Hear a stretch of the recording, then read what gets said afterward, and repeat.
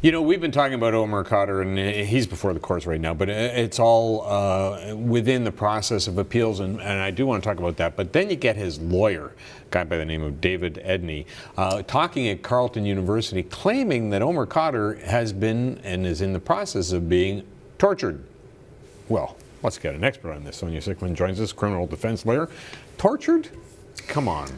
Look, the allegations that his lawyer is bringing is that his confession, which we have to sort of look back, he left Guantanamo Bay having given a statement and having pleaded guilty to the fact that he actually threw this bomb and that he intended to kill, etc., etc., etc.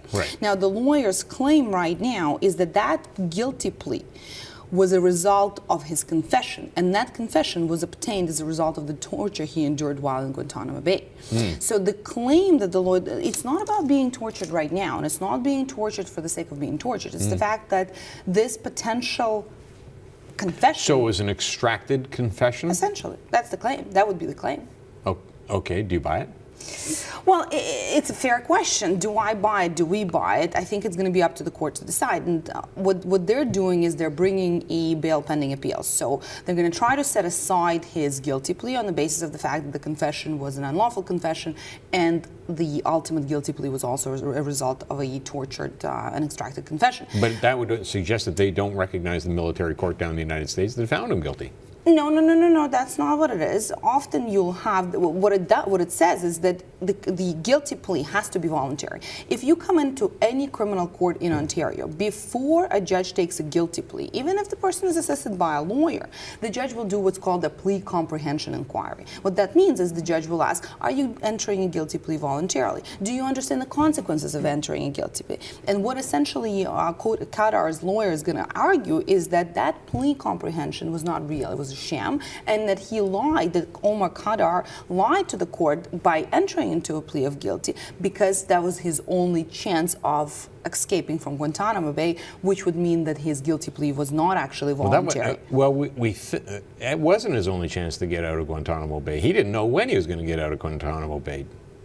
Unless, so he got out as a result of the plea, he got an actual sentence, and then he was able to apply to serve that sentence out. Yeah, but you never knew at that point. He wasn't sure that he would be getting out of Guantanamo Bay. It's not like I plead guilty, they're going to send me back home to Canada. He didn't know that at the time. That's a fair argument, and that's something I'm sure the prosecution is going to present at the time at the Court of Appeal. So at the Court of Appeal, what's going to happen is you have to show that there's some merit to appeal. Essentially, Khadr's lawyer will have to demonstrate that there is merit to the fact that this was not a voluntary plea.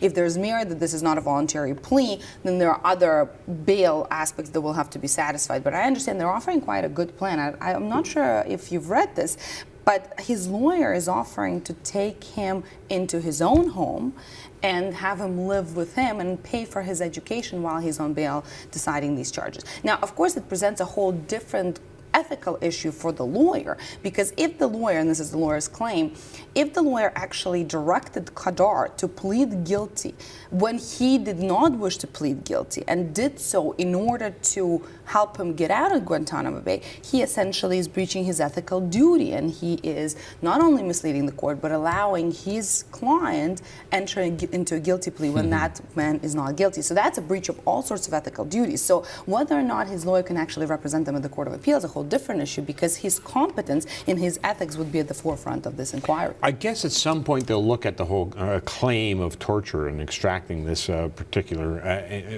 Do we have any sense of where you could go with that? I mean, how do you prove any of that? Well, that will be the difficulty, because as we know, throughout the years, there were a number of requests and motions brought for his medical records, and some of them were denied, some of them were granted. It will be really an inquiry into credibility, into who's believed, who's to be believed, and who's not to be believed. And I think that it will be very much a political decision. Call me pessimistic, but I don't think it's going to be necessarily an inquiry. I mean, making that kind of a claim and making that kind of a finding for the Court of Appeal would be to pass comments on what has been happening in Guantanamo Bay, and particularly by the United States, which of course is our partner in many ways, and it will be a difficult claim to make. The only thing that I might hang, if I was looking at this and I might hang my hat on, was that the kid was 15 years old. Doesn't excuse anything he did. There's a dead officer as a result of that. But if I'm the lawyer, I'm looking at this, I'm saying 15, he's impressionable. He's an impressionable from the bad side, but he's also impressionable in terms of the treatment that he got at Guantanamo Bay. It doesn't excuse anything. He's still guilty, and maybe you get off on that basis. Well, I sort of want to change the inquiry a little bit to the first sentence you said. It doesn't excuse what he did. The claim being brought right now is that he didn't do it necessarily, that it hasn't been proven that he did it. Yes, he pled guilty, but you don't have any evidence, and his claim You've got a dead soldier, American soldier. Very true, but how do we know that he's the one who threw the bomb? He said he did. And that's when we go back to the torture. Was it a truthful, honest confession, or was it something that was extracted? Well, and I think you could go in and you'd say he bragged about it, and when he went into the prison, he said, I did this. And that's the factual inquiry, because he claims that that's not what happened. And his claim is, I have zero recollection. His position right now is, I made this plea deal and I pleaded guilty because I wanted to get out of Guantanamo Bay. I actually have no recollection of the day in question, of what I was doing and where I was. Now, there's an interesting the original report that came out claimed that the person responsible for killing the soldier was also eliminated, so suggesting that he actually was killed. The report then later was changed. I'm not saying that they got it wrong. I have no idea. But what I do know is that his finding of guilt, his plea of guilty, was to the large extent based on his confession.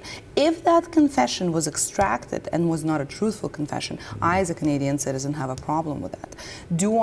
Does that mean we often debate these issues, and am I a bleeding heart leftist, so to speak, who wants to let everybody have a free go-ahead as a defense lawyer? No, that's not what it means. But I certainly don't want to see somebody get convicted or serve a sentence on the basis of a confession that's been extracted through torture. Fair comments. Sonia, great to have you here. Thank you.